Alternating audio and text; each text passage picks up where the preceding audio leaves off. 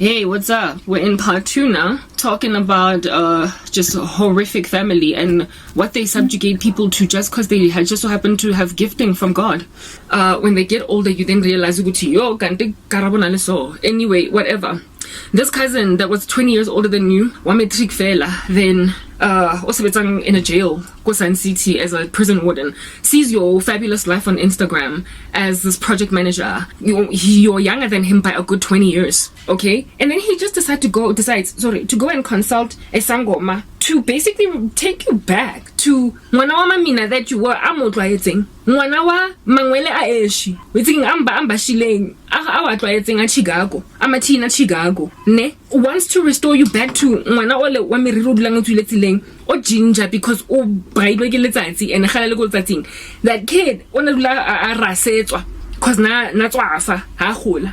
Hey, they want that kid and they expected that you would always be that chick or that dude. But so kulile manje and so responsible. And so can this go jwanong and so you want the future.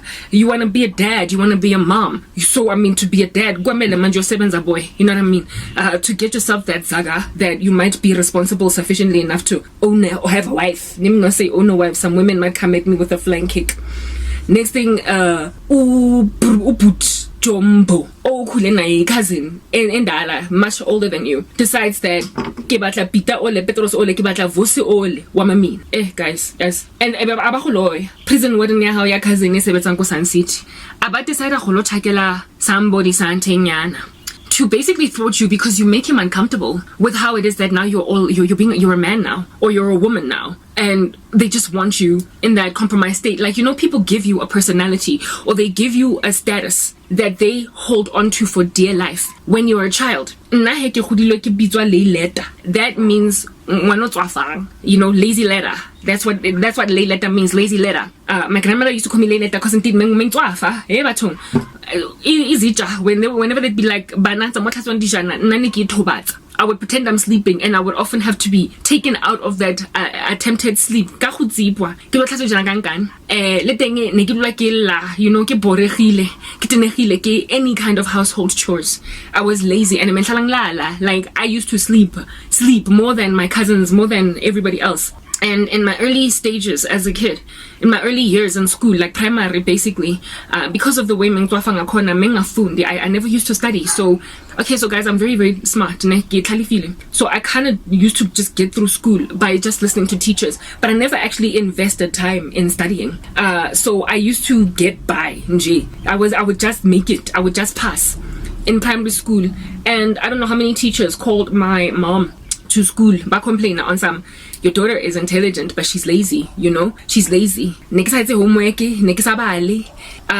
just like literally I used to pass by the skin of my teeth. I would rock up at a test and purely because of what I remembered in class when they were teaching it, that's how I would pass. But study for what? I never used to, right? So I thank God that I am naturally intelligent. Otherwise repeat the grade. Anyway, whatever.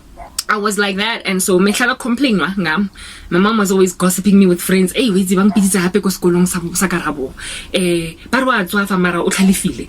blah blah blah. I was basically the bane of my mom's existence.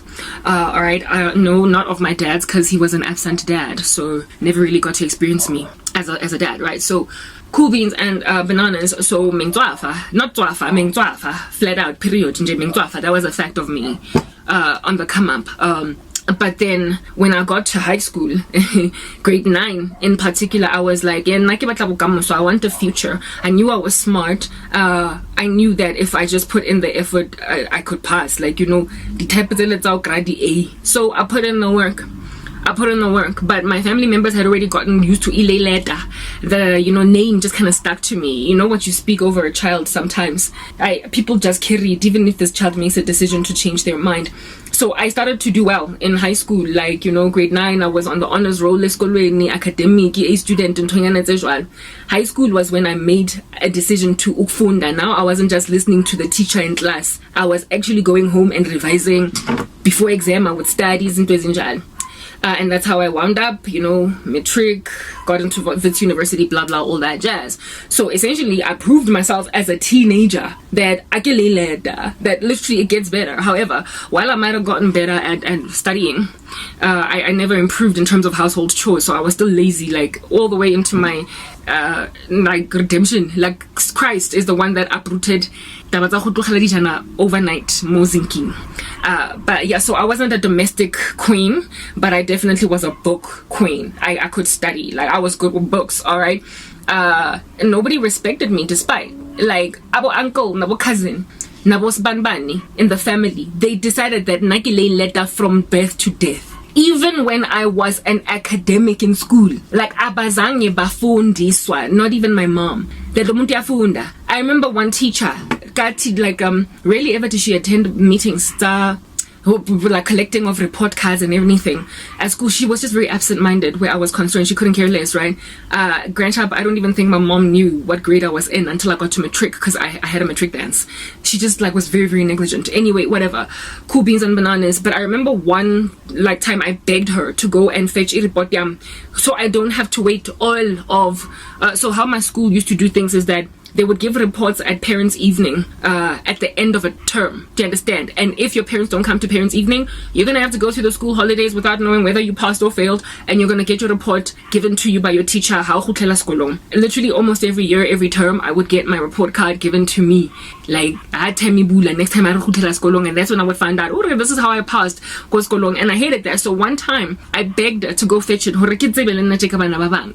what I mean? How I did, and she went. This was in grade 9, right? Maybe like the mid-year, like the June C cycle. Ne?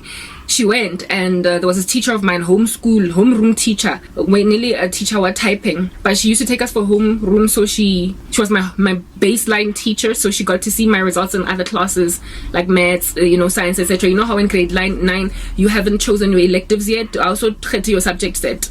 You only choose it in grade 10. So I was doing everything, typing, geography, I was doing them. This door has opened, causing that glare that you're gawking at. And I'm exposed to neighbors eavesdropping and whatnot. I'm sorry, guys. Anyway, let's move on to the next part and we'll carry on talking.